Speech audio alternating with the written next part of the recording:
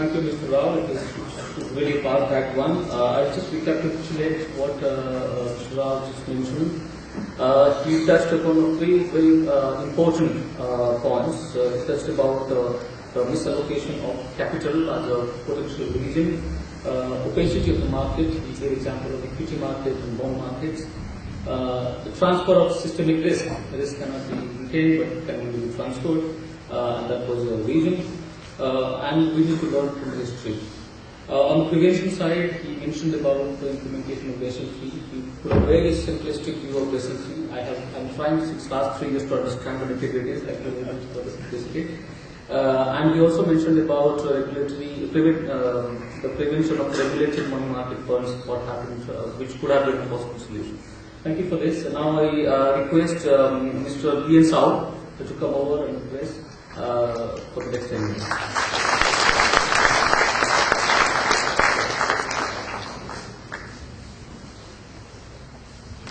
Thanks for giving me an opportunity to be the part of this occasion in my strategy.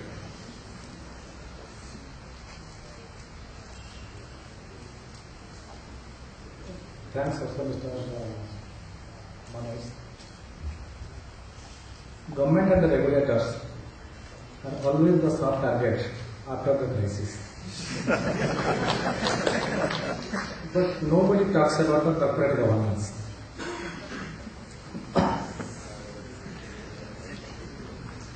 Among the speakers today, I am the only from the government side, rather from the regulator.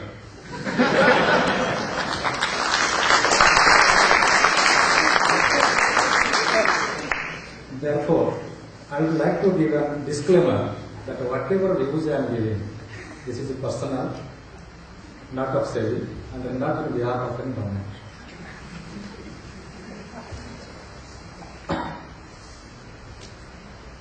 Preventing next crisis is a very interesting and a hot topic across the globe. It is being debated by the best brains of the world. With a very limited knowledge, I would like to express my view that no one can stop the crisis. Only we can be prepared to tackle the crisis. A quite number of crises have already taken place in the recent past.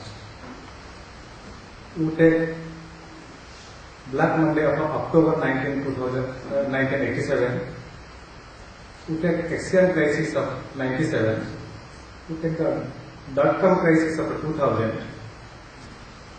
Subprime crisis of 2008, and the recent sovereign crisis, Euro crisis. If you analyze all these crises, all the nature of all crises is different. So one particular set of formata cannot be prescribed to tackle all crises. Rather, the disaster management team should be more flexible and they should be more empowered to tackle each and every crisis.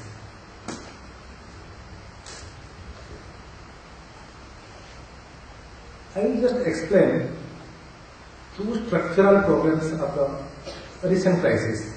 One is the Euro crisis, one is the subprime crisis. Since the audience are the students, I will give you a very interesting example.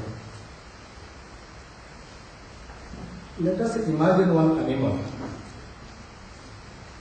with a tiger's head, elephant's body, giraffe's leg, zebra's skin, and a python-like tail. I am just giving you 5 seconds time to just imagine this creature in your mind. If I tell one of you, or all of you, to take this animal to your house and keep it as a pet, how many of you will come forward? I don't think anybody will come forward.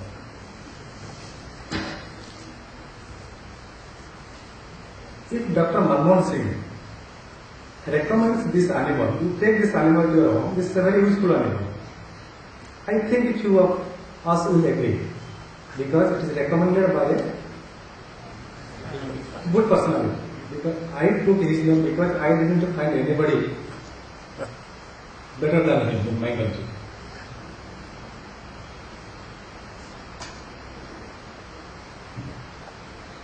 Friend, when you took this animal to your house, you took care of the animal also took care of you.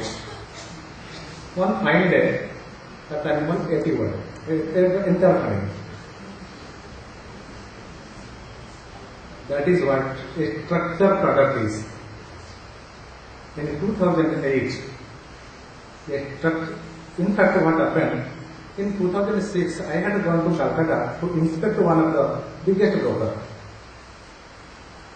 That day he told me in an informal discussion, yes sir, I have sent my son to Kota, Rajasthan to study IIT.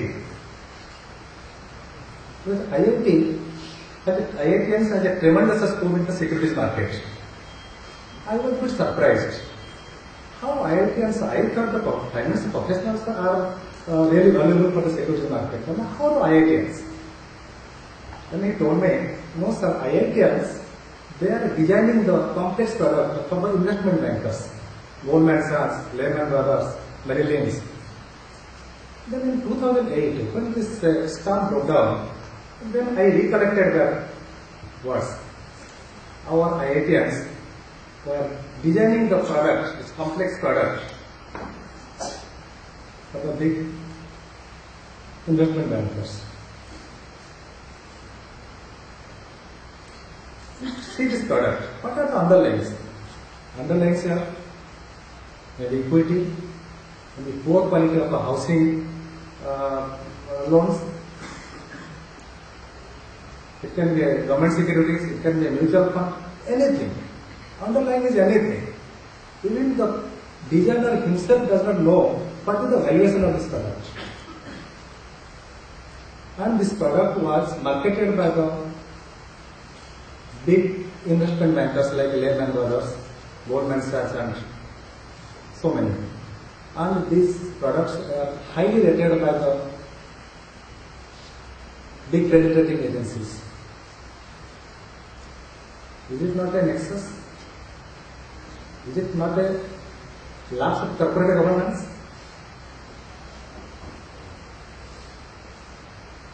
These products were marketed across the globe and it was traded in the OTC market, not in the exchange traded market. Had it been traded in the exchange traded market, probably the actual valuation would have known. So this is one structural problem as far as 2008 subprime crisis is concerned. Now I will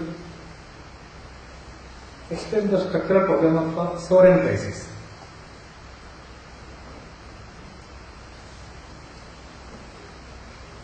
What is sovereign crisis? That means the country is borrowing more than its GDP. It is spending more than its earning. This is what the sovereign crisis is. Everybody knew that Eurozone will never crash because some big powers are there, like Germany, France, and big economies are backed by it.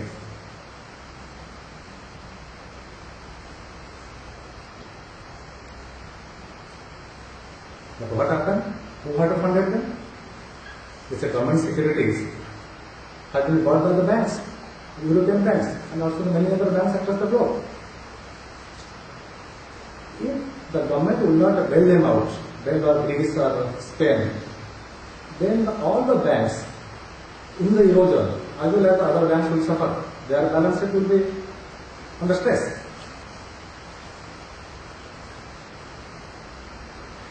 Just take two examples. Take US economy on one side and European Union on one side.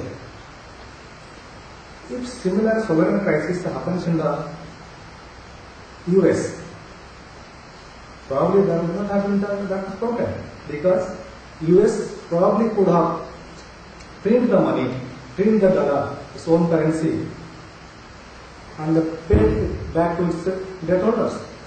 Of course, there will be some inflation pressure.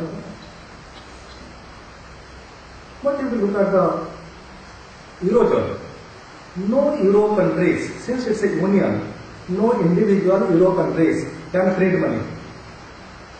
That liberty they don't have. Only the Eurozone, that European Union, they can print this money. So in this case, the union need to have bailout these countries, Greece or Spain or other countries.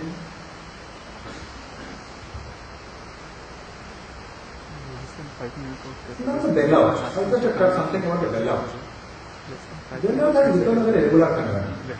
Why bailout is required? Because investors are there. Investors' money are there. Probably the investor education is one of the very biggest aspects that we need to tackle. In subprime crisis, US has bailed out so many banks, financial institutions, insurance companies, and all.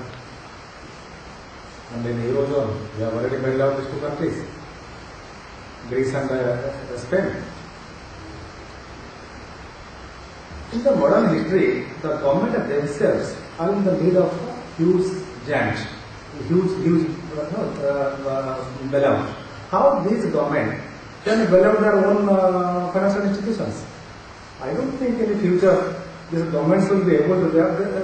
Their ability is now in question. I don't think the government can bail out their financial institutions in the future.